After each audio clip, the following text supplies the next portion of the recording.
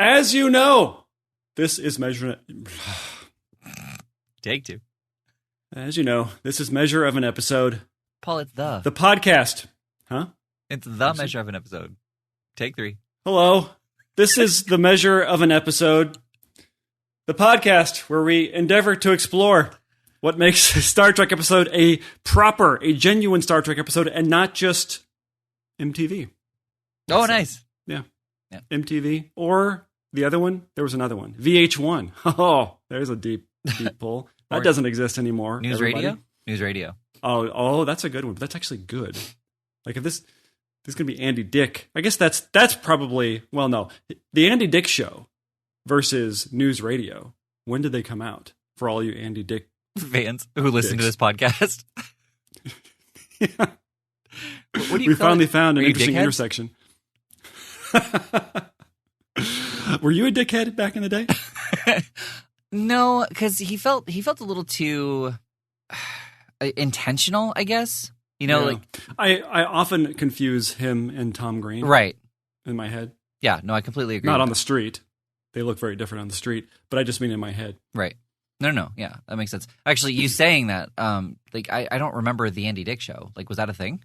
It was a thing. Oh. I don't remember it either. It was a sketch thing. And there are some very, this is only what I could glean from the IMDb page, but there were actually some fairly famous people, or to-be famous people, on the show, interestingly enough. And he was never on SNL, right? As a actual cast member. No, I don't know if he's ever been on SNL. It might be too much of a wild card. But Star Trek would take him. No problem. Right. Yeah. I'm Paul. I'm Jonathan. And we do this with three criteria. The first one is there... So actually, I want to talk to you about this. Is there sci-fi integral or inextricably linked with the plot? And so that's my question. Like talking about trials and tribulations, the episode could not happen without them going back in time. So the plot is contingent on them going back in time. But once they've gone back in time, the time travel is no longer an element of it. So would you say that if that was something that happened in Star Trek, that would be that would check off the first criteria because you couldn't have the plot without that time travel? Or because it's not woven through the plot, would you say that it's not? I don't know. I go back and forth because I feel like there are elements within the episode. By the way, this is not the episode we're talking about. If you're confused that in the previous episode, we already talked about this. But in that episode, I think that we kind of went back and forth about whether or not it was a genuine episode in terms of it having science fiction in it, because it is very light. Mm-hmm. The science fiction inside of it is almost kind of peripheral, because a lot of it is kind of just the novelty of them walking around and the way that they affected the footage to make it integrated into the old episode. Right. But the idea that it's not as though they traveled back in time and then, I mean, a better example of that is the Christopher Reeve movie Somewhere in Time, where literally all that happens is at the beginning of the movie, he travels back in time and then does some sort of drama. Right. And then that's all. That's time travel is just this a mechanism for the plot. Mm-hmm. Whereas in this one, it's a little bit more involved than that. They are having to deal with consequences of time travel and science fiction and all that while they have traveled back in time. Mm-hmm. So I felt like that was enough to satisfy that criteria. I'm asking because of this episode. Like the plot couldn't happen without the sci-fi beginning. But that's the only part of sci-fi in the episode. Other than that, it's just kind of a double agent trying to understand what's happening. Well, let me give the blurb, and then we'll get into that. Okay, so sorry. Wait. The second criteria is the sci-fi presented in a novel and unique way, and is the third criteria. The third criteria is there a moral or ethical dilemma in for a character to at least consider, if not resolve. The third criteria is... Drum roll, right? Oh. And then was taken by the Romulans. And that's the blurb for this episode. Using an alien communications net, Voyager sends the Doctor to the Federation ship USS Prometheus, only to find that it has been taken by the Romulans. Dun, dun, dun. I'm Paul. What happens after that? Well, yeah, you just said that with such dramatic inflection. Well, it is pretty dramatic. It was dramatic to me. Yeah. Because I actually didn't remember. I didn't remember reading that part in the blurb. Right. And so I was like, oh, that is interesting. Why isn't there anybody on the ship when he gets there? Anyway, we'll get to that. What were we talking about? I just to start out this way, I think this was a genuine, proper episode. I think that it fit. It got all the beats, the points, the criteria. Hello? But yeah, so that's where my question is, because I feel like without that sci-fi moment at the beginning, there was no sci-fi in the plot. So, but the episode could not happen without that sci-fi at the beginning. Right. I mean, I don't think that the science fiction starts and stops with him being transported or communicated to the other ship. I think that there are little kind of vignettes of science fiction that happen throughout the episode. Such as? I mean, we can... Yeah. Well, for example, yes. the multi-vector assault mode, I felt like that was interesting. That was I guess a progression. Like it was kind of interesting to say, oh, the Starfleet has continued to develop stuff while Voyager is gone. I think that's interesting. Like this is a prototype, and this ship can effectively drive itself. Like that's kind of the coolest part of the Prometheus is that they were. They kind of break this convention later in the show because they in order to create stakes, the holograms have to be driving the ship, but they essentially talk to the computer and the computer flies the ship, right? They make commands, which nobody ever does previously in the show, at least that I can remember. Oh, I see what you're saying. Right. Okay. They say, do this and do this and do that. And it does it. And it kind of, it's, I guess, more of a... And there was still kind a of helm. the autonomous... Yeah. Well, there was still a helm, I guess, just in case. Kind of like they still put steering wheels on the self-driving cars at this point. But I don't know, that was kind of cool. I liked that there was an example of technology progressing. I mean, that's awesome stuff that's layered on the story, but I feel like how was that integral to the plot? Like, it could have been any ship. Well, okay, so we should have a discussion about science fiction real quick. Okay. Gather round. Because the weird thing about science fiction, at least the science fiction that I like, right, is there are moments where there's just this procedural element of somebody having to accomplish something that may or may not even be quote unquote part of the plot. In my opinion, it is part of the plot because it's your main character doing something that gets him to the end of the movie. And to me, that's important. But the idea that, okay, we have a problem. The human, what's it called? When the life support systems. Is that what they call it? Life support? Yes. What do they call it on the ship? Yeah, life support. Life support is offline. We got to fix it. So they take 15 minutes and they go through these fun, interesting, science fiction-y procedural things that get them to the end of that so that life support is back online. Mm-hmm. And then they continue with the rest of the show. And so I like that in my science fiction. I like there to be these little moments where they try and get from point A to point B just to be able to continue with the plot. Right. I'm of the opinion that science fiction does not have to be this long overarching plot line where if it isn't in service to the character achieving his arc, then it does not belong in the movie. I think that's horseshit because science fiction is about the science fiction, right? It's not necessarily about a character achieving something or coming to terms with something. It is truly about the procedural aspect of it. And so, yes, our criteria says it is integral to the part, but it also is an exploration of science fiction. Well, and I do agree with you, but like if we had an episode that was just a character piece about Geordi, like we meet him, like he goes home, and he just is debating whether or not to go back to Starfleet, and he's having all these conversations with his parents, and he's like seeing old high school friends or whatever, old people who were in Starfleet and that kind of thing. Like Is this actually an episode? No, there's nothing sci-fi about this, but Geordi has his supervisor. Like, so does that make it a sci-fi story because the character has cybernetic eyes? No. Right. I mean, unless there's a part in the story where he has to in some way use them. Right. Other than the fact that he's seeing, right. Yeah. So I I agree with you now because I forgot about the part at the end, which is basically Chekhov's gun with the Prometheus, where they split it apart to attack the Romulans. Right. Yeah. So yeah, no, like that. It was set up in the beginning. It was paid off at the end.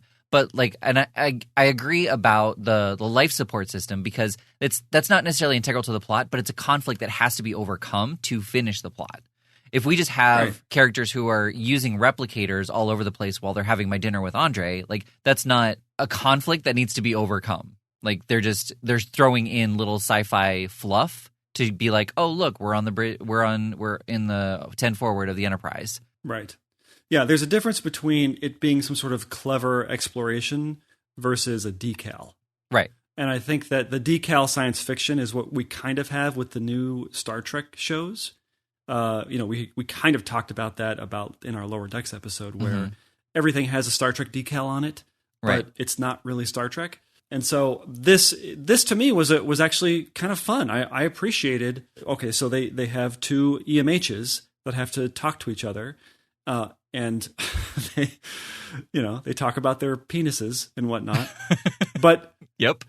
But they're a point like the whole life support thing. That was a clever solution to a problem. You could take the overall plot of somebody being unaware of an infiltration going on. I mean, it's Die Hard essentially, but for there to be a prototype introduced at the beginning that pays off at the end. I mean, technically, that's science fiction. I mean, unless there is a prototype like that actually exists, and it is used at the end, or just not even used at the end. It's just if there is a prototype in the movie that is a real thing, then it wouldn't be science fiction. But almost all movies, even if they're placed in quote unquote the real world, if they have a prototype, that prototype is not a thing that actually exists anywhere, and so. That is an element of sci-fi in the story in and of itself. So yeah, I'm saying I see your point because I forgot about the end, so I agree with you. It's clever. There's a cleverness to it. There's a creativity to it. Yeah. I mean, there are actually movies that aren't science fiction but are written as a science fiction movie in the sense of they use the format or the structure. One that comes to mind is No Country for Old Men. There really is no character development in that movie. Even though it seems to be exclusively about characters, there's no development. It's just people doing stuff. And they do stuff until the movie ends, and then they stop doing stuff because they stop doing stuff because the movie stopped. So it's more of a structure thing than it is inherent to science fiction, although it happens more in science fiction. Right. And there's obviously the moral dilemma that the EMH is going through. Well, and there is the moral dilemma about the communications network and that they sabotage the owners of this network. Right. There was no moral dilemma there. That's going to come back because I have a great idea about that. But I want to talk about the end. So this whole show, it starts off with antagonistic B'Elanna Torres pissed at Seven of Nine because she's rude. Which is weird coming from the other rude person on the show. Oh, I definitely think that was the point. It really is. I mean, nobody says that. I mean, maybe I'm supposed to. It flew over my head. But yeah, no, I like the fact that B'Elanna is so abrasive and curt with everyone. For her to consider Seven to be rude, like that, I feel like that's why they use B'Elanna to be like, whoa, if she's saying that Seven is rude, then we don't even need to see it because they're never going to show it to us. Right, and Chakotay just doesn't. He's just so like, I don't have time for this. Well, right, he's why like, are you bothering me with this? Just she's hot. Will you give her a chance? That's what he said. I remember that line. Yes. But they spend. I wish we just cut that out and just cut to Seven saying, "Come to Astrometrics immediately," and they find this abandoned communications network, which is supposedly ancient. It's thousands of years old. And it is, I would say, the coolest part or the coolest thing that has ever happened on Voyager. Ever. Or will happen from this point forward. Nothing as cool as this will ever happen. Because how badly do you want a season dedicated to exploring what this network is, how it could be thousands of years old, and yet more advanced than anything that Starfleet has, and who ran it? I don't know. It just it boggles the mind in terms of the potential of something like that. Well, so this is the introduction of the Hirogen, and I believe that it actually does get fleshed out more as the season and or series progresses. Oh, well, maybe I'll be surprised. Right. Yeah, I don't know for sure. Because they're still shooting episodes.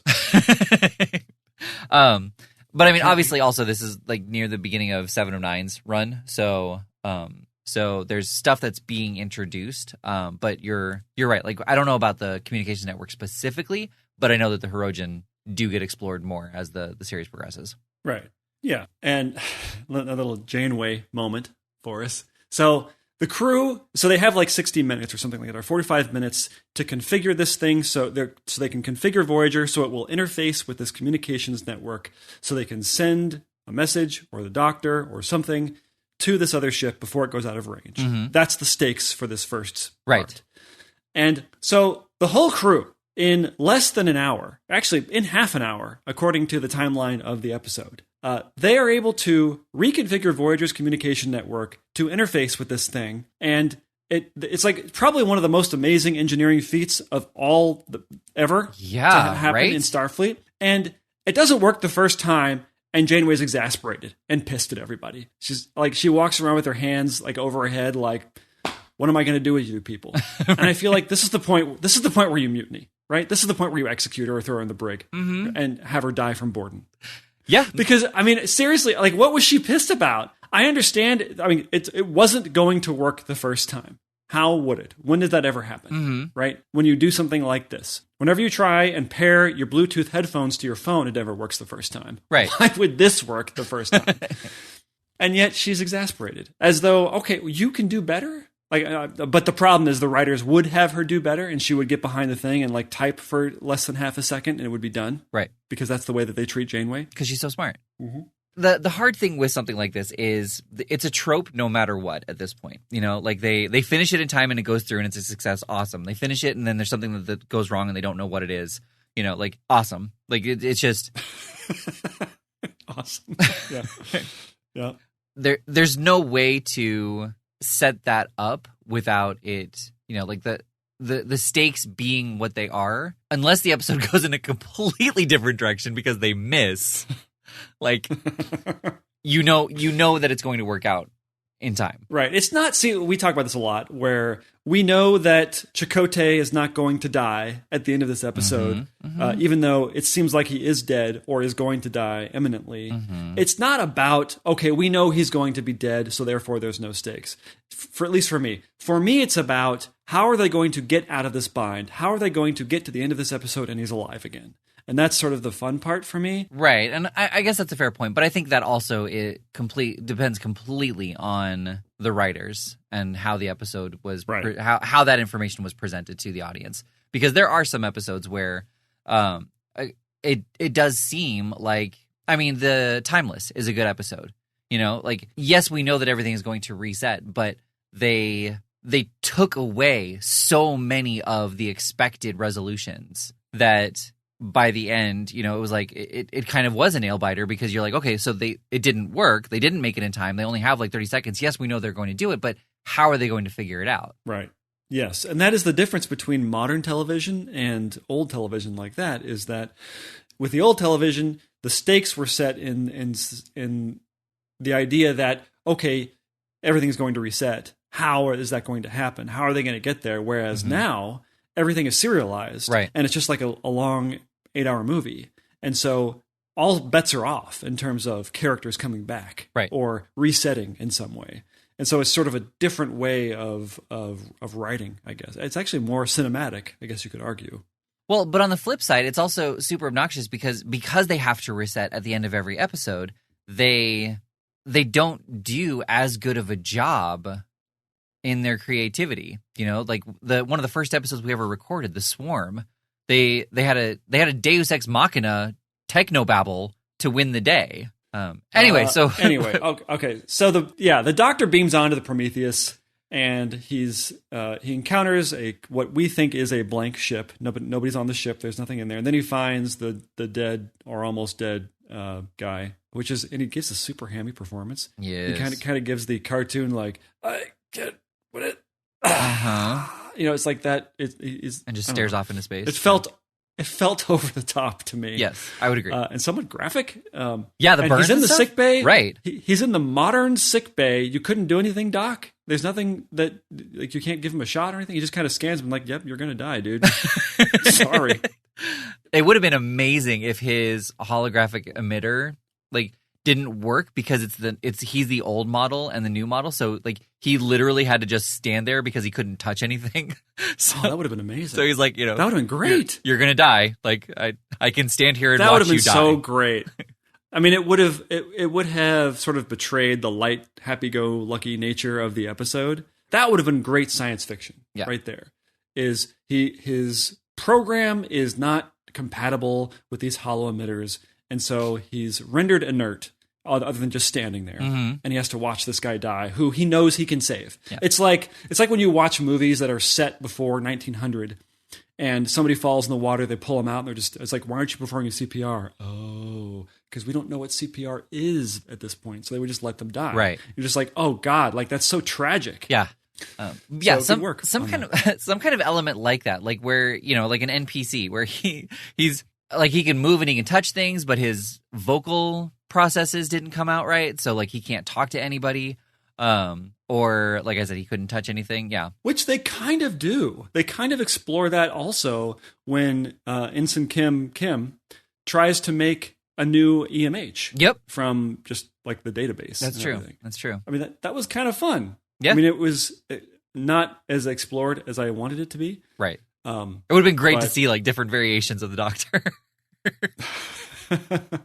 That was fun for me, even though I didn't like the banter. The banter always seems a little, I don't know. I know, forced. Paris and Kim, I know that they continue to team them up, but yeah, the banter seems forced. And I don't know if it's Robert Duncan McNeil or if it's the dialogue, because I feel like Ensign Kim is great. I feel like, what's his name, Harry Wong? Yes. Yeah. Kim? Yeah. No, Harry Kim. Harry Kim. So what's his real name? name? Garrett Wang. Yeah. Garrett Wang.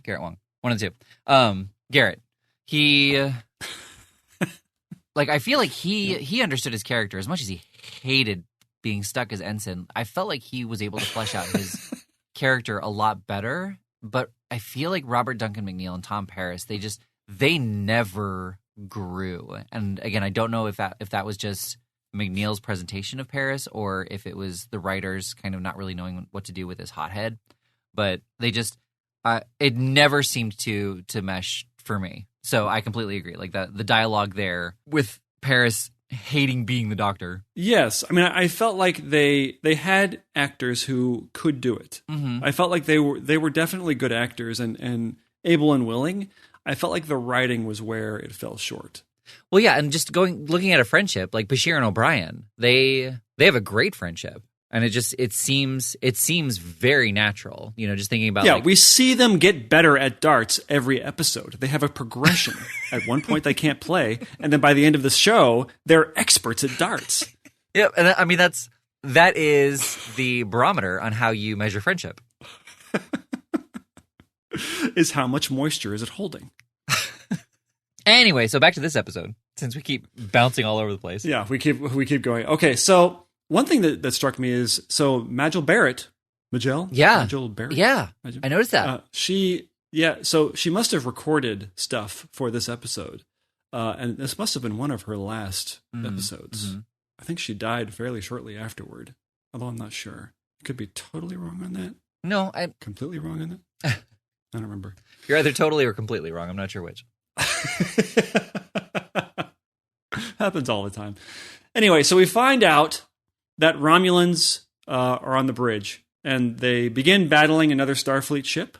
Mm-hmm. I think we come in on that, and they sort of do the multi-vector assault mode. And this is another demonstration of how they're essentially commanding the computer to do these different commands. Mm-hmm. And it seems wrong or there wouldn't be some sort of barrier to say that you can't just tell a ship to attack another Starfleet ship. Or you can't just tell a Starfleet ship to attack another Starfleet ship and it'll just do it. Right. Even when you have programmed in your, let's give them the benefit of the doubt and say that, they've programmed in the codes that you would need to do this. Mm-hmm. It seems like it's like saying, computer, flood the captain's quarters with cyanide gas. Right. And it's just like, okay, you got it. Right. And it just seems like, you shouldn't be able to do that. There should be some barriers to that. But I understand this is not a 3-parter. And so they needed to get that done. Mm-hmm. Nigel Barrett actually died 10 years after this episode aired. So they specifically chose a different voice to be the Enterprise or the Prometheus. She died 10 years after or before this episode? After 2008, and this episode aired 1998. Oh, yeah. It aired, that was right. Yeah, almost aired like 3 weeks ago to the day. Oh, we planned that. Yep, totally. That's what we do. We planned that. That's why this podcast is so great and popular. So, and then the ADH, the Andy Dick hologram, shows up. Okay, and it's sort of the weirdest thing. Nice. It's sort of the weirdest casting ever. Uh-huh. Is it stunt casting or is it just casting? Is it one of those things where Andy Dick loves Star Trek and so he wanted to come on the show? Yep. Is that what it is? Yeah. Oh. Okay, well, you settled it. Yep. So he wanted to come onto the show. I think he originally wanted to go on a DS9, but then scheduling conflicts never made it happen. And and then he saw the show. It's like, that's good. I'll catch the next one. The next one's just more sitting around talking and talking about what they're going to do and what they have done. Okay, well, let's do Voyager. What else you got? But yeah, and so they kind of had this part, which wasn't written for him. So he kind of auditioned, but he actually said it was a challenge because it was a completely different style of acting than news radio. And I get that, and I see that, but it's still Andy Dick. Yeah. I mean, probably what he means is there's a lot of lines to learn where you're just spouting technobabble. That probably is very difficult. Right. And for someone who's not used to it to do. Right. And there was probably far less improv, or just like the lines weren't written where they had to be delivered in a jokey manner. Yeah, I mean, it's a lot of information that they have to get across. There's not a lot of conversation that they have. But it's still like, when I say, but it was still Andy Dick, like, think about Whoopi Goldberg as Guinan. Like, she's Guinan. She's not Whoopi Goldberg on Star Trek. Right, you're right, yeah. And that could be another writing thing where Guinan was obviously very well thought out and premeditated, and they had a good sense of who she was. Even probably before Whoopi Goldberg was secured or whatever, like they had a good sense of her, whereas this character is one and done. And it was kind of just a clone of what the Doctor was. Right. And because, yes, they were different people, but also they kind of had the same arrogance and cantankerousness, I suppose. Mm-hmm. Yeah, no, I can see that. But I liked it. I mean, it kind of worked. I was kind of okay with it. It's not like, that's Andy Dick kind of just jerking around. Like it felt, I don't know, it felt good. Yeah, to me. I mean, yeah, no, like he was. I didn't mind it. Right, he didn't take me out of the episode. I felt like he was good for what it was, but I never stopped seeing Andy Dick. Exactly. Well, and that brings me to, okay, what if? I mean, I was fine with Andy Dick, but what if he had beamed in and it was Bashir or Pulowski or something like that, or Crusher? Like, it would have been a great way to have them back and do a cameo. Granted, they would have been a little older. But that would have been neat. I mean, it makes the most sense to have it be Bashir because that would be a good kind of crossover thing, because that doesn't happen very often. I felt like that would have been more interesting, but you had to have him be an EMH to make the episode work, I guess. Unfortunately, so, I mean, you could write it so you didn't. That's the nice thing about writing, is you can do anything you want. Right. But I understand why it had to be Andy Dick. Well, or nobody. But more importantly, why it couldn't be Bashir unless he changed his mind, because Robert Picardo as the Doctor, I think his name is Zimmerman, but I'm not positive. He guest starred on DS9 as Dr. Zimmerman, and he asked Bashir to be the model for the next generation of the EMH, and Bashir turned it down. Oh, it could have been. Well, that would have been interesting, though. Like, he went against his wishes anyway. Right. Doing it anyway, right? Yeah. You sign up your likeness as a Starfleet officer to Starfleet, and so they can do anything they want. They can use your likeness for whatever they want, and so they did it anyway because he liked it, right? And he has a crush on him or something. That'd been great. That'd have been great. What a great crossover! Okay, so then he and the EMH kind of band together, and Andy Dick goes away to do something, and then the doctor comes on the bridge to scan them so he can look around and kind of snoop. And by the way, is the worst snooper ever. Mm-hmm. Like he's a terrible liar. I mean, right. Which part do you think? Like when he was on the computers on the bridge? Yeah, when he was sort of following people around and then also looking over their shoulder to get information about what they were doing and where they were going. Mm-hmm. And he was being so bad at it to the point of like, yeah, why wouldn't they just shoot this guy? Like, why wouldn't they take it offline immediately? Why would they believe him at all? I don't know. I don't have an answer. There are no answers. So then there's the fun part back on Voyager where the Hirogen kind of intervene. Huh? See, I'm using your word. Oh, That's yeah? the perfect word. Right. They interrupt. They kind of butt in. Yeah. They interrupt. They actually do interrupt. And the Hirogen's like, hey, what are you doing? This is our thing. Stop using it. Mm-hmm. And then they try and reason with the Hirogen. And they say, no, this is very important to us. Can we talk about this? And they said, no, F off. Right. And they turn it off. Yeah. And it's just so interesting because I didn't remember that this is where the Hirogens start. And they kind of made them up where they're wearing this weird mask and they look like they could be part machine or something like that, like another Borg thing. You're just like, oh God, who is that? What is this? I want to know more about this. And it's only cursorily explored.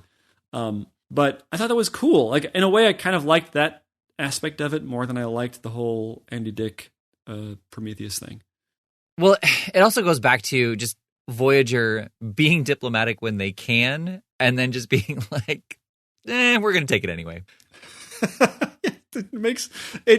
It breaks the Prime Directive. I mean, to the extreme that upon Voyager's return to Earth, they're all just summarily executed for the extremity of how they broke the Prime Directive. Right, with as often as it was, yeah.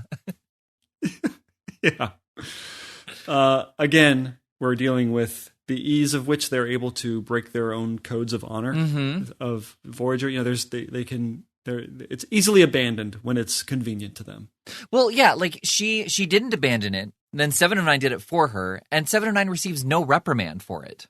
Right. Like that's where the issue lies.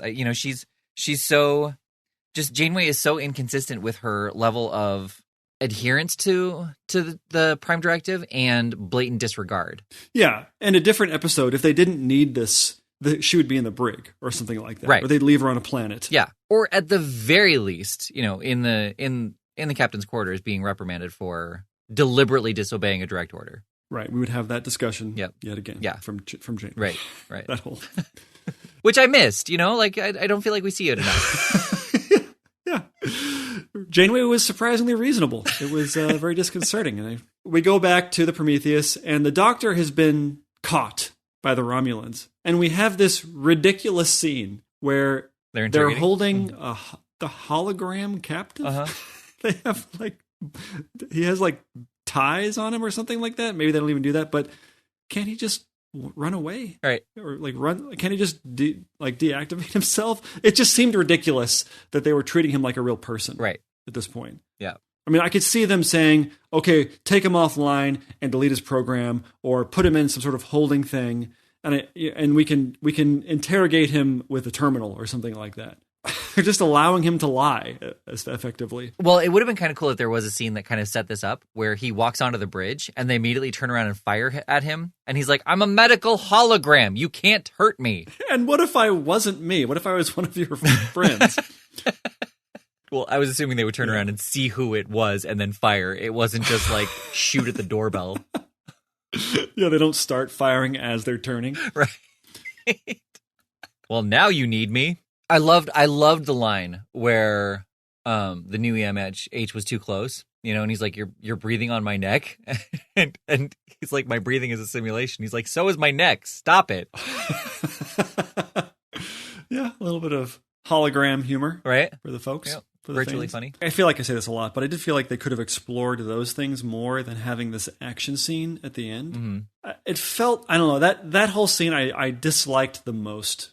Or liked the least? I feel like I do that a lot too. Did you like it? I guess the question is, since you liked this episode overall, it would be the part you liked the most. You liked the least. If you dislike the at least. episode, then this would be what you dislike the most. Okay, you're right. Very good. So this part, I felt I didn't need it. I felt like this was just, we need an action scene in this show, so this is going to be it, where they're doing this whole thing. I felt like it was, you could think of more interesting things for computers to do, as opposed to just fumble around, as though they wouldn't know how to drive the ship. I mean, I don't like the whole conceit that they're medical holograms, so therefore they're like as though they're a human who is a doctor, where they wouldn't have any training on how to drive a ship. That I understand. But when you're a computer who can effectively download, you can matrix yourself how to fly something, I'm assuming that, I mean, he does this later in the show. Like, why do they have to be so befuddled when trying to drive the ship, something that they would be able to just interface with? They wouldn't have to touch it, right? They could Bluetooth themselves over and drive it that way. And so they would be, I mean, they would effectively be a computer driving the ship, which is the same thing as saying, computer, kill the other ship, right? Mm-hmm.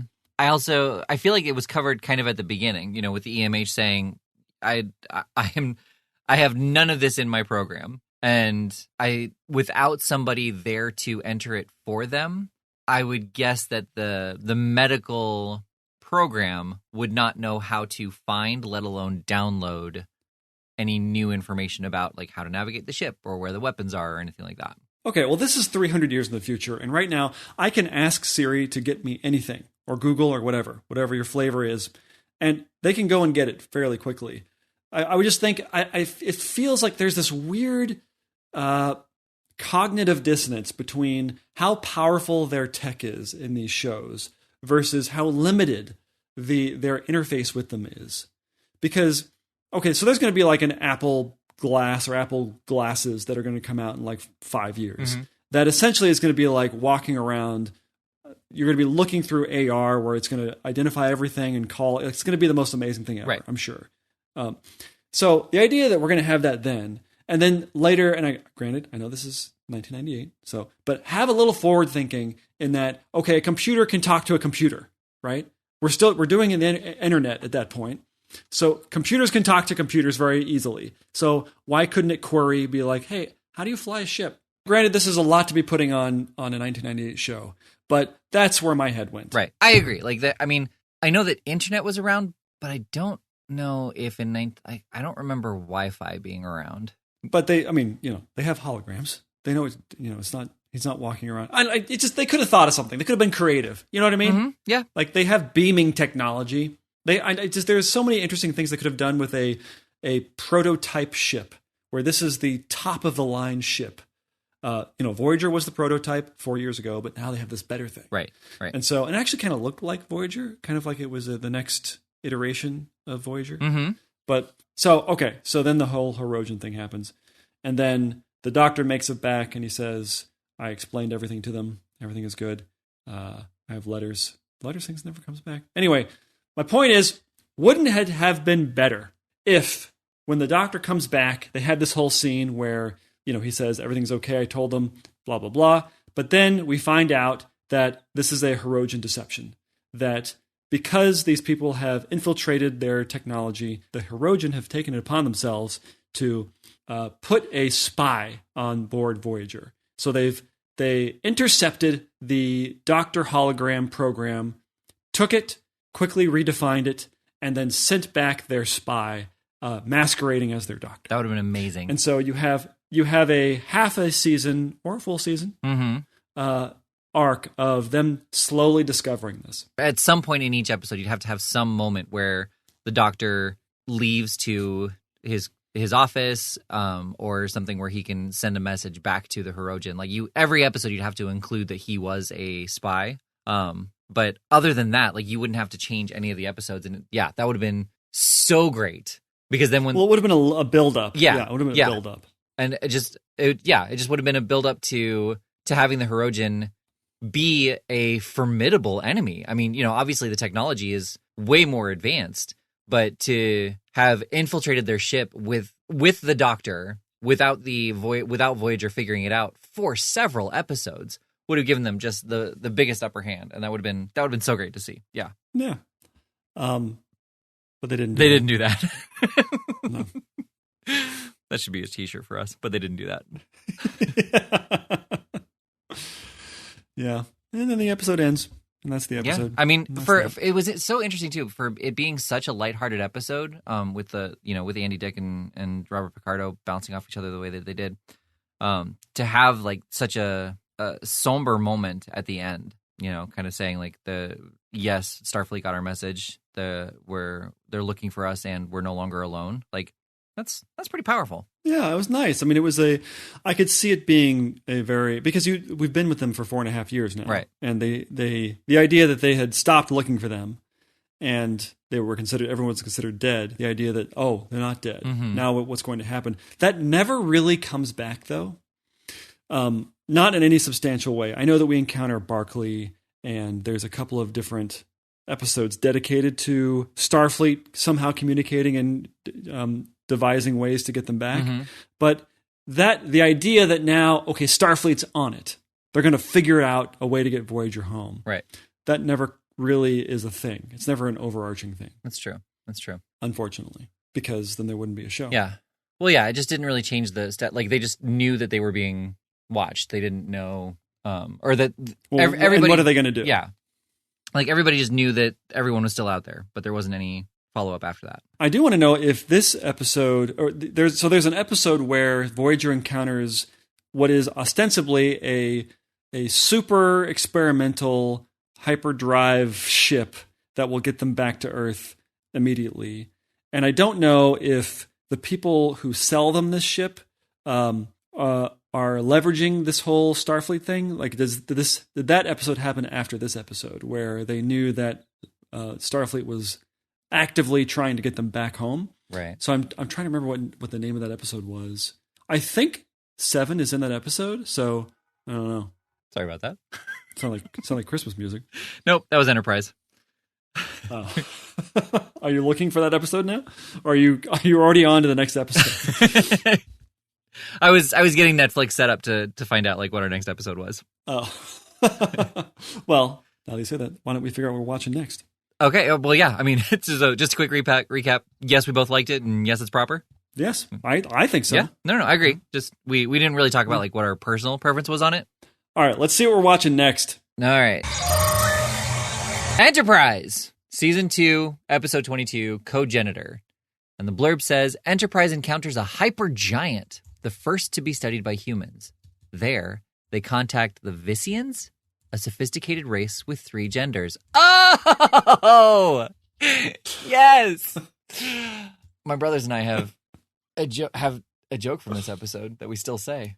Really? Yeah. This is the one where I don't know any of your. If it's the episode that I'm thinking of, it's the one where Trip gets pregnant. Oh, so many questions. Well, let's go watch it. Is Danny DeVito / Arnold Schwarzenegger in this movie? Slash. Yes, Darnold Schwarzenegger is in this episode. I love him. I love them. That's like the primordial like Benifer. What do you call those? What are those called? Portmanteau. Yeah. Yeah. Okay. Well, this is the one where Trip gets pregnant. It is? Okay. Everybody. All right. No, I have no idea. I'm taking your word. Well, let's go see. Let's go see if Trip gets knocked up. Okay. Okay.